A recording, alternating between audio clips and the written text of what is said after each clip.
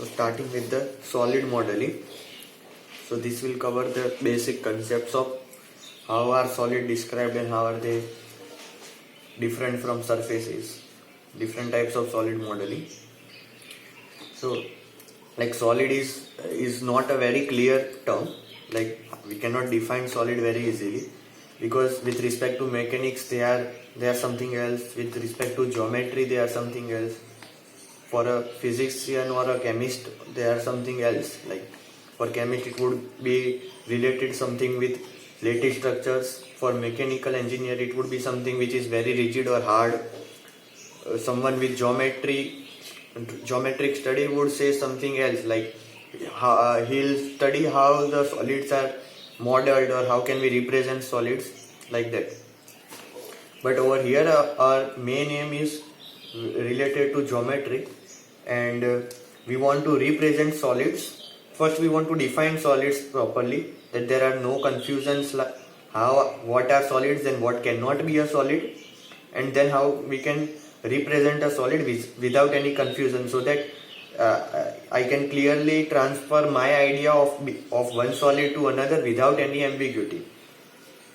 And then once I have a solid, then I want to figure out some queries. I want to put some queries and get some answers about the solid, like what's the mass, what is the volume, what is its view from a front side, top view, elevation view, side view, some cross sectional view. I want to do some queries on that, so it should be able to answer. So the represent should be very clear so that we can answer our queries easily.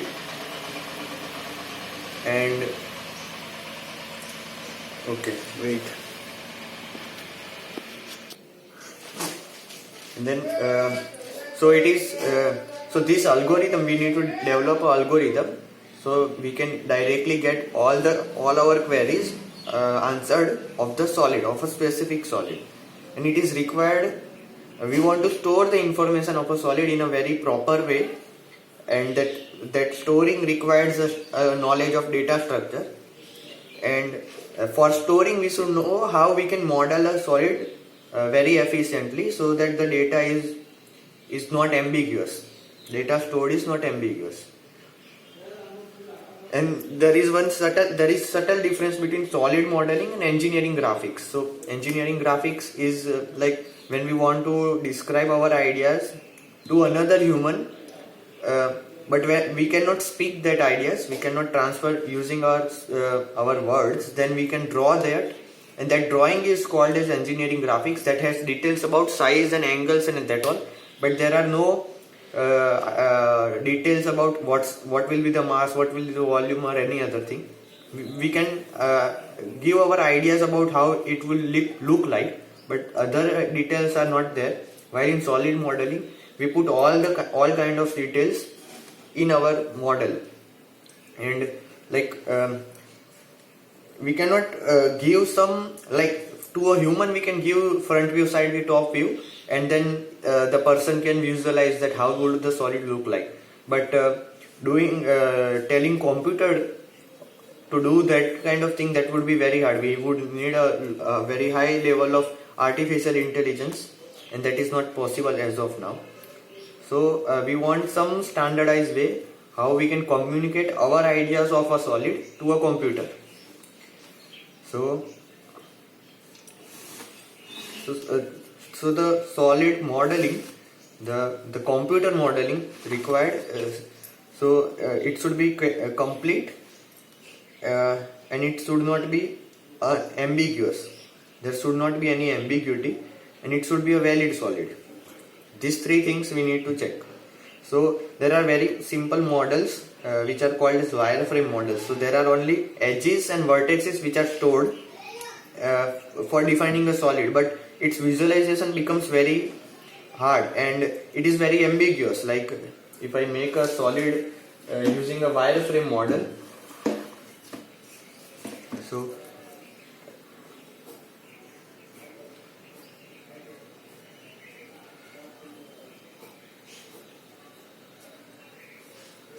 this kind of represents, we can easily see that this is a cube and or what all faces it can make.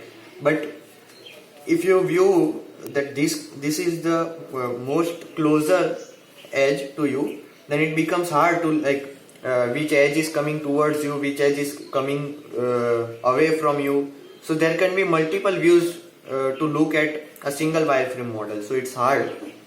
So mathematical modeling of using a wireframe concepts are generally skipped. We do not use that.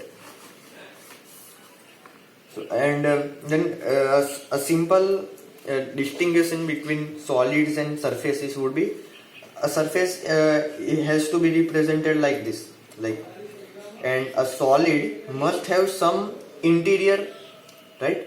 So it could be a less than for a sphere, we would say this is a sphere when we have an equal to sign, and when we have some interior, then we would say it is a solid, and a solid sphere is termed as ball here in this course. So a solid will have its some interior points, some set of interior points, some set of boundary, and some set of points which are exterior to the solid. So there can be multiple ways we can represent a solid. This was one of the way, wireframe modeling, which we will skip generally. Then there is some another way. We can give some equations of the surfaces, and then the solid would be defined as the interior of those surfaces. Like whatever the surfaces are covering, whatever space they are covering, is the solid. So generally we can put like solid has some set of points. XYZ coordinates of those points can be defined. But then when we define a solid using a surface patch, all type of surfaces are not possible to get a solid. Like if we have a non-orientable surface like Skane's bottle or Mobius strip, then they are not orientable surfaces, and we cannot get a solid out of those surfaces. So there is some limitation on what kind of surface patches we can use to define a solid. So the possible surfaces which can define a solid are called as manifold. This is a very simple definition of a manifold. So next we will start with very much clear definitions of how we can represent a solid. So the surfaces were simply defined by R of u comma v, curves by R of u.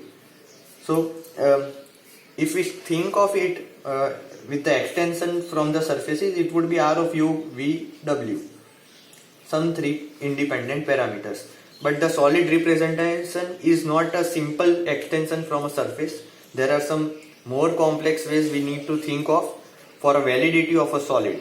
So we'll see this thing next time.